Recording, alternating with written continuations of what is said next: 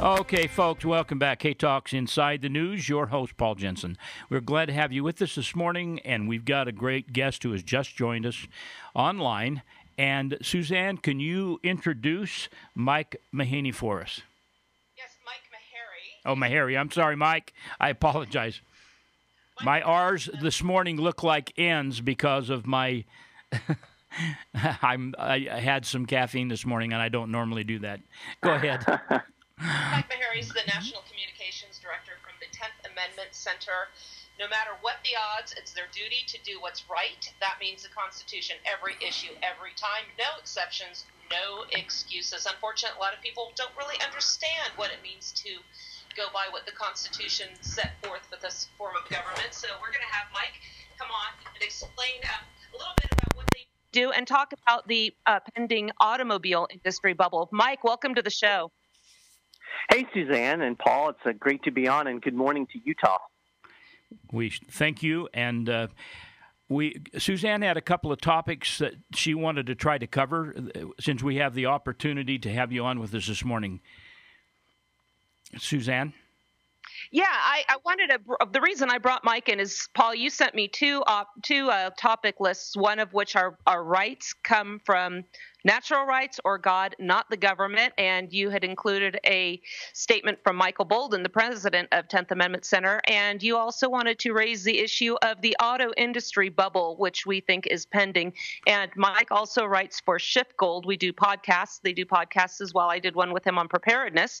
And I thought it would be a great opportunity to introduce your listening audience to the 10th Amendment Center and have them expound upon the looming auto industry bubble. Mike, you want to run with that? Yeah, I think the auto bubble's popped, and it's really interesting because when most people think about what's going on with the economy, 99% of the time they're going to blame the president. Whoever's in power at the time, they're either going to get credit or blame for what's going on with the economy. And to some degree, there's certainly some truth in that. Policies out of Washington, D.C. do make a difference. And I think one of the things that is kind of hurting the auto industry right now are the tariffs and the increased cost of steel. But there's really a bigger driver of the economy that most people don't really think anything about, and that's the Federal Reserve.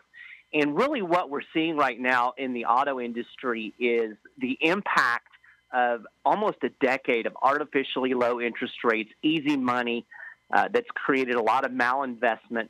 And we're beginning to see those bubbles pop. We're seeing it in the housing market. We're now seeing it in the auto market with GM announcing yesterday that they plan to close 5 plants and lay off a whole slew of workers. I think up to 14,000 jobs are going to be lost. Yeah, 14,700 jobs, and the 3 biggest plants are in Lordstown, Ohio, a place that the president really campaigned, and they turned the state, or at least in the area, from blue to red, and all of these auto workers were voting Republican for the first time in their lives. Also in Hamtramck, Michigan, Oshawa, Ontario, Canada. And so, this is a big deal. And the president's really disturbed about it. He contacted the head of GM. Also, the United Auto Workers Union has come out and vowed to confront this decision legally and force them to keep their plants open, even though the Americans aren't buying these models. Just so people know, some of these include the Chevy Cruze, the Cadillac CT6, the Buick LaCrosse, and several other that are just not selling. And people are saying, why would you close down your plant and get rid of one of your best products with a Chevy Cruze? And GM said, they're not selling. What can we do? If the American people would buy them, we certainly would continue to manufacture them. What is your response to that, Mike? Well, I think a big part of the reason people aren't buying them is that we're seeing interest rates go up. And that's why we're seeing these signs of trouble in these 2 particular sectors, real estate and the auto industry. As interest rates go up, it becomes more and more difficult for people to finance these things. You can't, most people can't go plunk down $30,000, $40,000 for a vehicle. And we've had 10 years of artificially low interest rates. It was the stimulus. It was by design. It was to get people to buy, and it worked. But at some point, you got to pay the piper. And now what we're seeing is the Federal Reserve's taking away this punch bowl, and people are starting to throw a temper tantrum, so to speak. And I think we're heading for an even deeper problem in the economy. I think we're heading toward a recession ultimately. And the problem that Trump has run himself into is that he spent the last year taking credit for the stock market going up, taking credit for the economy booming. This was all just a product of the Federal Reserve monetary policy. And now, as things start to go down, he's going to get the blame, and there's not going to be a whole lot he's going to be able to do to deflect that. You bring up such a great point. If he's going to benefit and claim the success as it rises, he's also got to take the heat when it drops. And they, meaning the deep state, don't they control it, and can't they manipulate the financial industry and the stock market and everything else? Can't they make him look bad? Maybe it was a bad idea to tie his apron strings to the rising star of the stock markets, which is so volatile in every case. Well, it's really interesting because if you listen to the Trump candidate, he talked about the stock market being a big, fat, ugly bubble. Those were his words, and he was right. And the problem is it's still a big, fat, ugly bubble. And, we were going to have these issues. We were going to have a crash, whether or not Hillary Clinton was elected or whether Donald Trump was elected. I think Trump's tax cuts probably bought a little bit of time, but ultimately you can't have all of this malinvestment. You can't have manipulation of the economy through the Federal Reserve and through monetary policy. You can't have it blowing up bubbles without those bubbles eventually popping. We've seen this play before. It happened in 2006, 2007, 2008 with the housing bubble. And we had the same thing, artificially low interest rates. All of that money went into housing. Interest rates start rising. The housing bubble bursts. The economy crashes. So we're just seeing a replay of what happened in 2007, 2008. And like I said, unfortunately for Trump, he's going to be he's going to get the blame, and we're probably going to end up with more socialism as a result, which certainly isn't the solution to the problem. There are three indicators that many investors keep an eye on, and that is oil, copper, and lumber. And they kind of are indicators of the future. And all of those are significantly down, between 21 and 25.5%. Is that an indication, and do you have other indications of where the market is going to be going in the future and what can be done about it? Well, I think you're absolutely right. I think we see a lot of signs of trouble in the economy, even globally, with things slowing down. I look a lot at precious metals, and silver is another one that has struggled over the last year or so. And this is while it is a monetary metal, it's also an industrial metal. I don't really think there is anything that can be done. And the problem is that, well, what can be done is people need to get ready. And the problem is that, these cycles are created by this type of monetary policy. And, this is the thing that most people don't understand. We're not taught about this. We're not taught about the fact that low interest rates, this artificial stimulus that government wants when there's a recession, all it does is pump up a bubble and set the stage for the next recession. And ultimately what we need is the economy to correct, and we need to leave it alone. And when the economy crashes, we're going to have to take the medicine and allow it to correct. Unfortunately, I don't think the politicians and the central bankers are going to allow that to happen. They're going to try to inflate another bubble. But what we can do as individuals is to be ready and, to have savings and to invest in things like precious metals and even looking at investments overseas that may not be as subject to the problems in the U.S. economy. But ultimately, what we really need is to end this Federal Reserve monopoly on our monetary system. And that's something that we work towards at the 10th Amendment Center by encouraging the use of gold and silver as money, by Texas creating a bullion depository where they control their own gold and silver, and working toward a system based on sound money instead of fiat currency manipulated by central bankers. Okay, wonderful. Hey, listen, Suzanne, Sherman, could you please reintroduce our guest? I've had several callers who have just joined us. And you guys can repent. You can see your priest, your bishop, your minister, and go through the repentance process for not being on with us when we go on the air at 7 o'clock. Just kidding. Suzanne, we have Mike Maharrey with us from the 10th Amendment Center. Can you tell us who Mike is again one more time? And then also, let's get into the other topic. Yeah, absolutely. Mike Maharrey is the National Communications Director for the 10th Amendment Center.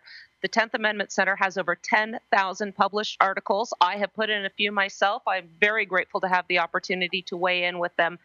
And they really tell the truth. We know when other people are arguing about what the federal government should be doing, these guys are out there sometimes just a lone force saying, you might want them to, but that's not the right thing to do. And people seem to forget with all these conversations, particularly, Paula, you and I discussed the female genital mutilation case last week. We'll revisit that a little later after Mike leaves us. But people just tend to run to the federal government, the federal judiciary to solve our problems. The 10th Amendment Center stands as a voice of reason saying, you have to look at what the power to the states, what they retain for themselves. Mike has some great commentary on that. Mike, I also know Michael Bolden had just released a video saying where our rights really come from. Do you want to speak on his behalf and expound upon that a little bit? I don't know that I can speak on his behalf. That could get me in some kind of trouble or something. But no, he's absolutely right. And I would encourage people to head over to the 10th Amendment Center website. That's TENTH amendmentcenter.com. And you can check out that video. But the basic point is that government doesn't give us our rights. And I think a lot of people labor under this misconception. The part of the problem, I think, is they called the Bill of Rights the Bill of Rights. They should have called it the Bill of Restrictions, because they're really a restriction on government. Yeah, perfect. You read the Bill of Rights, it presupposes the existence of our rights. We already have the rights. The Bill of Rights was simply intended to keep the government from infringing on rights that we already have. So the Constitution, the Bill of Rights, doesn't give us anything. We have the right to speak. We have the right to defend ourselves. We have the right to our freedom of conscience by virtue of being human beings.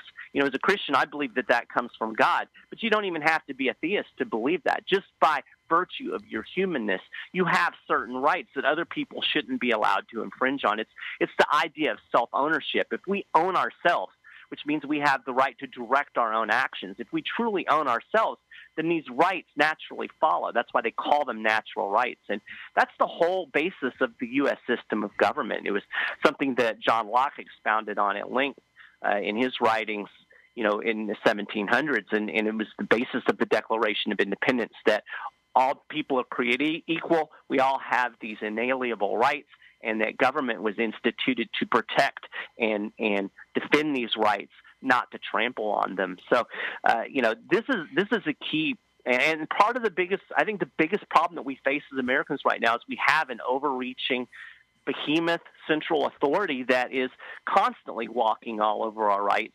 constantly, dictating things as the minutia of what kind of light bulbs we can screw into our fixtures and how much water we can have in our toilet. Not to mention infringing on our right to free speech, our right to defend ourselves, and all of these other things. So I think it's very important as a foundational thing just to understand that you have your rights. The question is whether or not we're going to allow the government to trample on them, and I say we shouldn't. Very good. Let's take a call real quickly. Go ahead, caller. You're up. Your name, your topic this morning. Yeah, Paul, as you know, this gentleman is singing my tune. This is Chris from Springville, the common laborer. And I've always contended with people that if I, just a regular workaday bloke, can figure this out, surely Trump, who is much more intelligent than I, can figure this out. In fact, Jacob Schiff, who is a renowned economist, recommended to Trump that he explain to the American people how the system operates. But he has not, which proves to me that he is a deep state asset, because he just explained how it operates. When this coming recession hits, then people will say, aha, see, Trump knew that he was not in control of the economy. He's taken ownership. He will be blamed for it. And, like I say, as Paul understands, I've been warning people of this for a long, long time. So if anybody needs to repent, it's those people who now support Trump, because he's going to be taken for a ride, and he will go down in history as one of the worst presidents ever. Okay, go ahead. Your response, Mike. Thank you for your call this morning, Chris. Yes. Well, I think he hit the nail on the head in terms of what's going on with the economy, and it seemed like he understood this when he was campaigning. That's what's so frustrating about it. He talked about the phony employment numbers. He talked about all of these things, and yet when it continued, I guess he got caught up in the political hype, and I'm sure that's easy to do. It's easy to get caught up in you believe your own press and your own tweets. But yeah, I think he's, and I don't think that the blame really goes at his feet. Like I said, this was in the making from the moment we had the last crash in 2008, the moment the Federal Reserve lowered interest rates to 0% and held them there for almost a decade, from the moment they did 3 rounds of quantitative easing, which is basically just printing money out of thin air. That set the stage for where we are now. And I really do wish that Trump had simply said, this is where we are. This is the situation that we're under. We're going to hunker down, and we're going to do the best we can to weather this storm, and we're going to right the ship and move forward. But unfortunately, he's taken credit for the stock market and for the the great employment numbers, and it is about to burst. I can't say it's going to happen tomorrow or next week, but I would say within the next 18 months to 2 years, we're going to be in the midst of a deep recession, and that's not going to play well for the 2020 election. Very well said. We're just about out of time, and we hope we can have you on again very soon.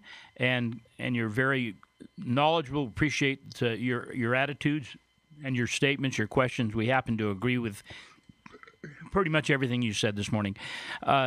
We look forward to having you, and I just want to tell people I'm right now on 10th Amendment Center.com, 10thamendmentcenter.com, and you can read the latest articles, you can read the blogs, you can see several videos, and great information. And one of the contributors is our co-host, Suzanne Sherman, a recovering attorney who's written several articles.